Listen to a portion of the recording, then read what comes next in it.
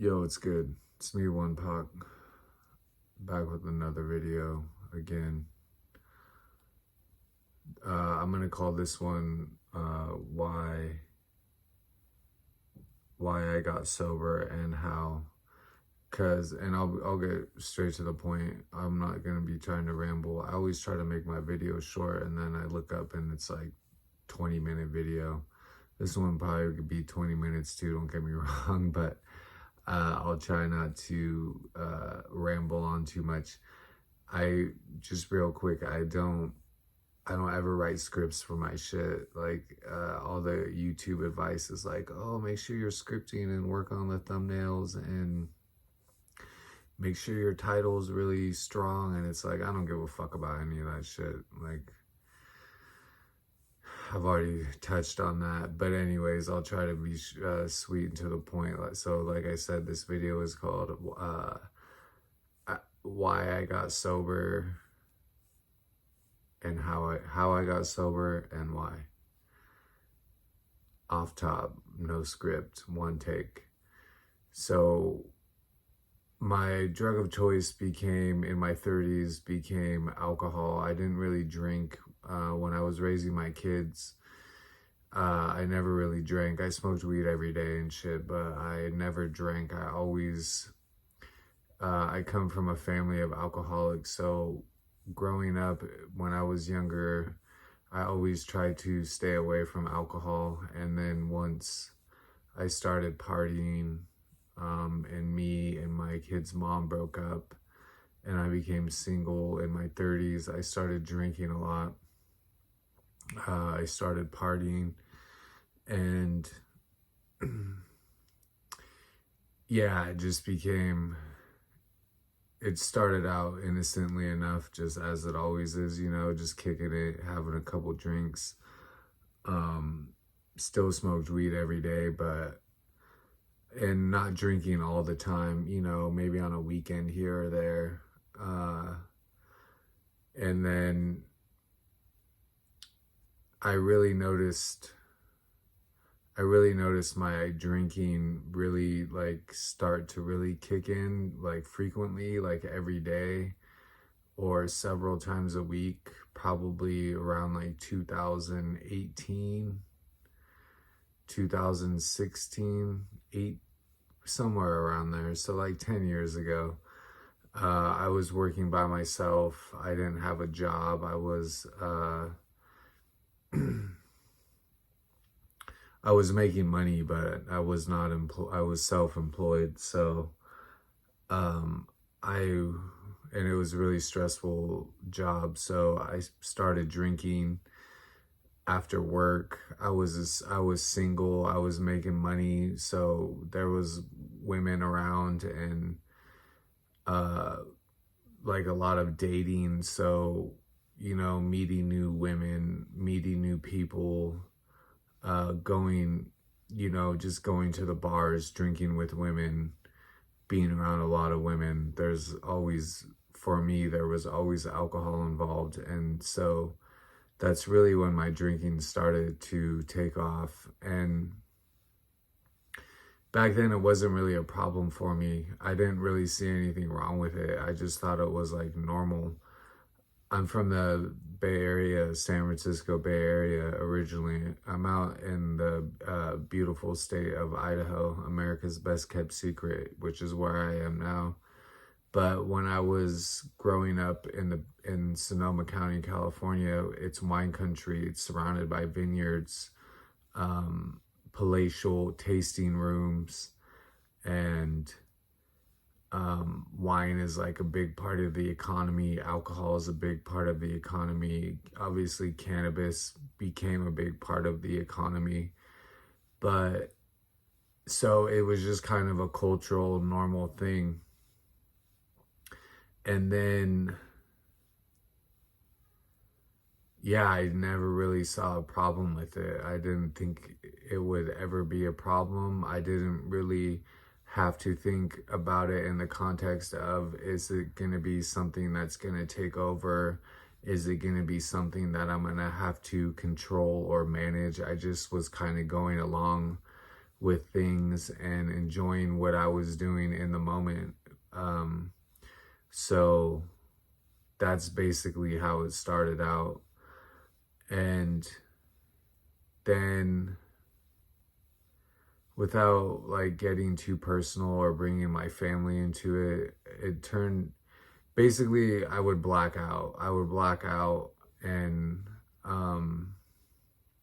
yeah, I would drink too much. And I would black out, and then I would wake up the next day not knowing what happened. But I always knew that when I would black out, I always knew that I did something that I would regret.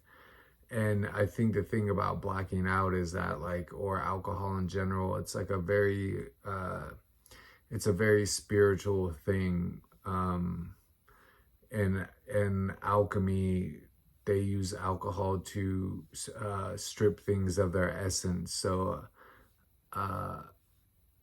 basically what I was doing when I was drinking is I was dissolving my essence. That's what you do when you drink. You dissolve your essence and your soul. And I believe that demon possession, jinn possession, plays a factor when you drink. And the spirits, when you start getting very intoxicated, they jump in through your crown chakra on the top of your head, and they basically take you over. And yeah, it's just addiction and alcohol and drugs is like a very spiritual thing. So you're basically giving up control.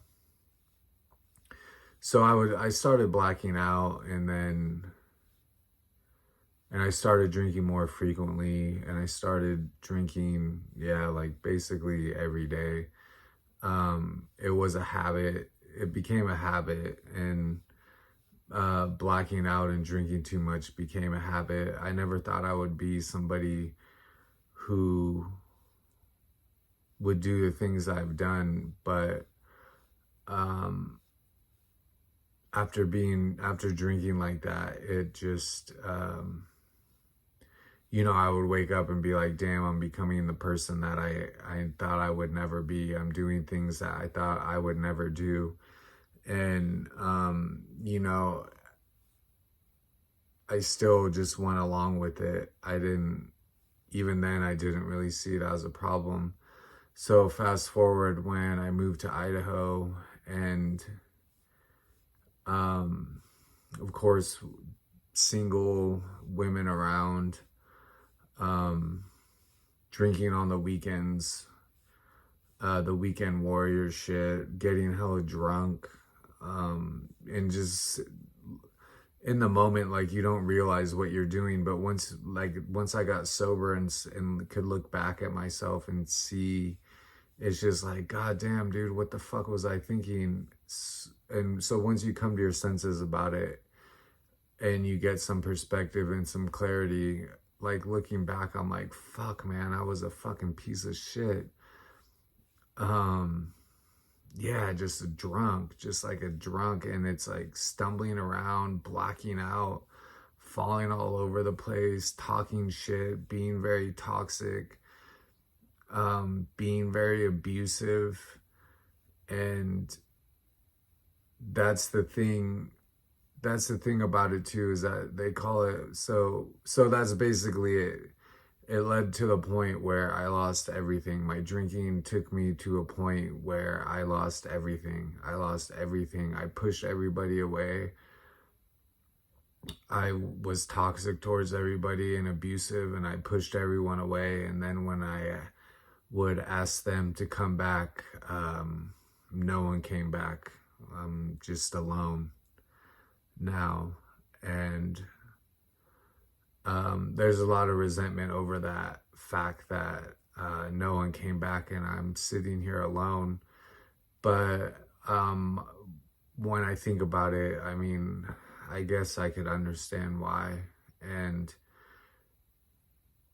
But that's the thing about, they call it like substance abuse, right? So it's like, yeah, you're abusing a substance, but substance abuse is like you're abusing yourself. So when you're abusing yourself, of course, you're going to abuse others. And um, when you're around people that you love and care about, and you're in the throes of an addiction, whether it be alcohol addiction or drug addiction, you're abusing them. Basically, you're not giving them your whole self, and you're abusing yourself, and you're just in a very abusive and toxic environment that you're creating, that your addiction is creating. And so that's basically where I ended up. And yeah, I was very abusive towards myself and others, and very toxic to myself and towards others. And in the end, it cost me everything. And they say in AA or whatever 12-step program, which I'm not a part of, by the way. I don't go to AA meetings or work the steps or anything. I'm well aware of them, but that's what they say, is it's like you have to hit rock bottom, and that looks different for everybody. But my rock bottom was losing everything. My alcoholism, for a while I was living in my car. I was homeless. I lost my girl. I lost my kids. I lost jobs. I lost my apartment. To the point where, yeah, I was fucking homeless, and it was wintertime, and I had to go sleep in the basement of a church during the wintertime, when it was hella snowing outside, in like a cold Idaho winter. And I found myself sleeping in the basement of the church and eating their free meals. And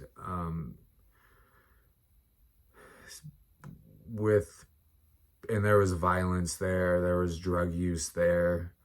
There was mental illness there. And I would look around, and be like, fuck, man, not to talk shit about any of those people that were there, God bless them, but I would look around and be like, fuck, man, I don't belong here. And it was very like depressing, but it was also very sobering to be in that situation. And even though I didn't like it and I was miserable, it really opened my eyes. And so that was my rock bottom. I had to climb out of that, and yeah, and that was my rock bottom, being homeless, losing my girl, losing jobs, losing houses, losing my kids, losing everything, losing everything. So yeah, then I basically got sober. And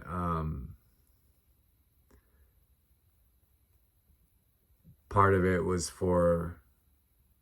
because I was getting in trouble with the law too and shit. And, that was also not good. And so I made the choice, and I just stopped. I just quit cold turkey. And I never... So that's it. Like they say, you gotta hit rock bottom. I hit rock bottom. And then, that forces you really to like look at yourself. And like I said, once I sobered up and I tried to get everyone back, it just, no one came back. Like, I still, to this day, I sit at home. But I will say, in my sobriety, I did get back on my feet. That's the thing about getting sober too, is it's like once you get a little distance away from your addiction, you put some distance between it, and you know, that gives you an opportunity to get on your feet. So once I sobered up, I got a job. I got an apartment. I hustled up everything on my own. I built myself back up from nothing. And so now that I'm sober 18 months, I have my own apartment. I work 2 jobs. Everything I've lost, I've gotten it back. Anything material that I've lost, I've gotten back and more. And I got my health back. I got my mind back. I got everything back except the people that I lost. And yeah, that's like the worst part about it. And the things are replaceable. Obviously, you get everything back plus more, but the relationships that I fucked up still hurt me to this day. And part of the journey of sobering up and kicking your addiction is that you can't do it unless you take accountability and you take responsibility for your actions. And for so long, I was like, what does that even look like? But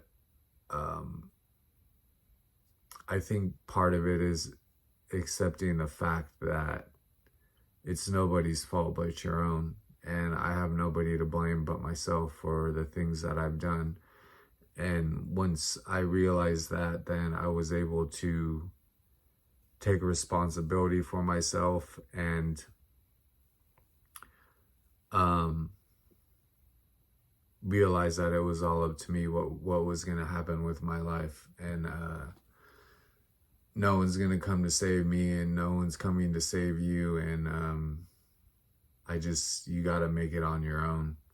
You got to stand on your own too. And that's it. And so yeah, I mean, I hustled up an apartment. I got a 2-bedroom apartment. I keep an open room. Any apartment I get, I always keep an open room, because one day I'm like, maybe one of my kids will want to come stay with me. And, you know, I got a spare room that's just empty. And they don't come. I don't talk. I don't talk to my kids. I try, but they don't want to talk to me.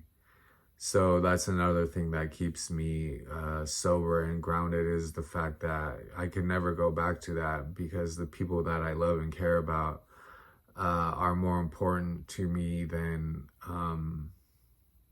I just have to prove myself to them and to myself. Like, because nobody likes a drunk, dude. We all know that, a sloppy drunk, or like a fucking crackhead, or you know, somebody who's like in the throes of an addiction is like, it's not a good look for anybody. It never was, and it never has been, and it never will be. So I want to make the people that I love and care about proud. I'm proud of myself, and I want to keep that going. And the only way is, and also it comes down to like being strong, you know what I mean? Like, I consider myself strong. Like, addicts are very resilient, strong, caring, loving people. We are. And you know, that's why we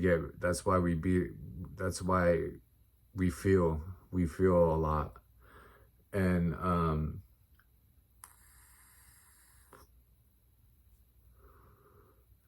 so how I got sober was just taking personal accountability, choosing things that are healthy for me, and just really, it's not really about anybody else but me. And I can't be weak. Like God, like I said in the earlier video, God didn't make us to be weak fucking cowards, addicts, spiritually defective, and hindered by fucking addictions. he didn't make us that way. And you know, Tupac, he's like, bro, you don't gotta be in jail to be doing time. And I feel that, like, for so long I was doing time. And you know, you gotta free, it's like in your mind and shit. You gotta free yourself. And no one can do it but you. That's the only that's all I know, is it's like nobody, I chose this for myself. It's a choice. Everything is a choice. There's power in your choice. The power of choice and choosing what you want is powerful. It's very powerful. When that's stripped away from you, you have nothing. You have nothing. You're weak. And God didn't make us weak. Says that in the scriptures. I believe it. I'm living proof of that. I'll never, you know what I mean? Like I'll never fall that hard again. So that's how I got sober. Leaning on myself, leaning on my spirituality, leaning on God, and not some like AA notion of God, a higher power shit. I'm talking about the fucking God, the living God that's alive, that inspired the scriptures and inspired the prophets and inspires greatness in all of us. And nature was my first Bible. That's what my mentor told me. He said, you know, nature was my first Bible, and I feel that. So God, the God that's living in nature, and that inspires and uplifts and corrects and judges, that helped me a lot. And still does to this day, honestly. And realizing that, you know, that there is good and evil, and like you're either, it's like Jordan Peterson said, like, you're either contributing to making the world a shitty place, or you're contributing to make it a better place. And the best we can do is to have our actions not be contributing to making the world a shitty place, because fuck, man, the world's hella shitty, and we don't need any more people out there making it shitty. And yeah, you know, so just coming to the understanding of all these things, and taking the power of choice back. So yeah, that's basically it. That's a lot of what I wanted to say, because, you know, I talk about being sober, and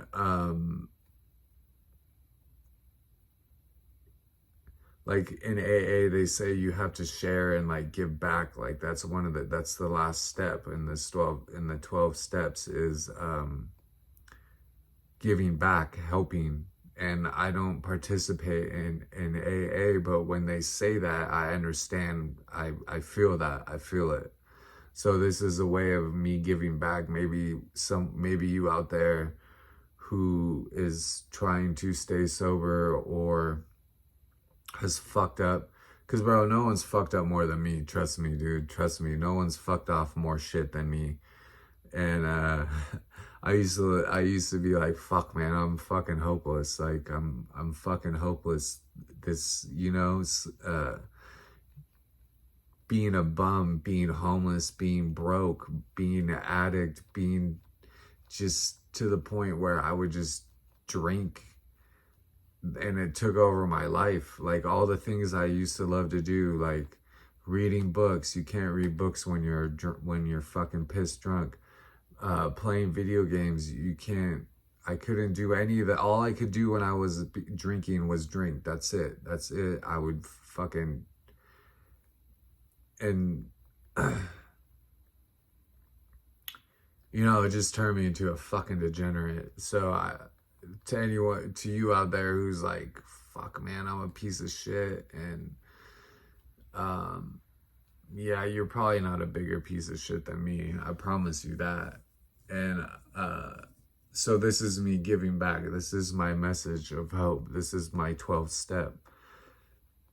I never worked the 12 steps with a sponsor in AA or with a group. But I worked the 12 steps internally in myself, and it's not that I don't believe in AA. I've been to AA, I've been to NA, you know, and I see the benefits of it for sure. So I'm not talking shit, but I've been to rehab. I've been I mean, it's put me in the lowest fucking places. I'm not saying that's low, but you reach a point where you'll try anything, and yeah, it all starts and ends with you, and that's the power of choice, and that's the power that we have, and that's what we need to take back. So that's it. And yeah, that's it. And also, my mentors help me. Like, when I talk about my mentors, I'll do a video on that about who my mentors, but it's good to seek out people who can help you and benefit you and point you in the right direction, and people who are at where you want to be. And so I've seeked those people out, or they've come into my life, and I'm always very thankful for their advice, and I'm glad that I've had the chance to have these encounters with my mentors. And yeah, so, and they're not like AA sponsors or anything, but like I said, I'll do a video on mentorship and who my mentors are eventually. But so yeah, you know, if you're struggling with addiction, 18 months sober, I'm going on 2 years in March, and so yeah, like, you got to overcome a lot, and you know, it's a battle, and you know, just be a soldier about it. Be a fucking soldier in God's army, and that's basically what I always say. You know, I'm a fucking soldier, dude. I ain't fucking weak. And if we're here to fight spiritual battles and fight in a war, and a spiritual war, and a mental war, and you know, then I'm gonna be a soldier, dude. And I don't want to lose. I want to win.